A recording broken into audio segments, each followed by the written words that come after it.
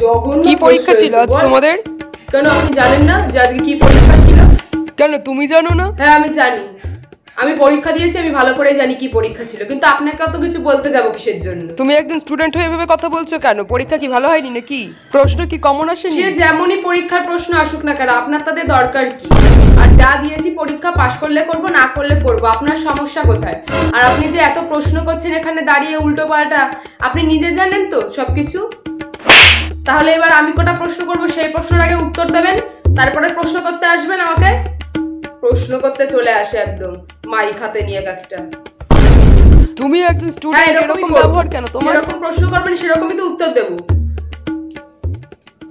তুমি পরীক্ষায় পাশ করতে পারবে তো? সেটা আমাদের ব্যাপার। রেজাল্ট ভালো না হলে আমরা বুঝে নেব কি করব। রেজাল্ট ভালো না হলে এই স্কুলের সামনে এসে একটা লুচি পরোটার দোকান দিয়ে দেবো, আর না হলে স্টেশনের পাশে গিয়ে একটা বিরিয়ানির দোকান দিয়ে দেবো, তাতেই আমাদের চলে যাবে। আর এখন তো এইসব করেই চলছে, এতেই সবাই একদম সেলিব্রিটি হয়ে যাচ্ছে, এতেই সবাই টাকা ইনকাম করে নিচ্ছে। আমার কোনো চাপ নেই।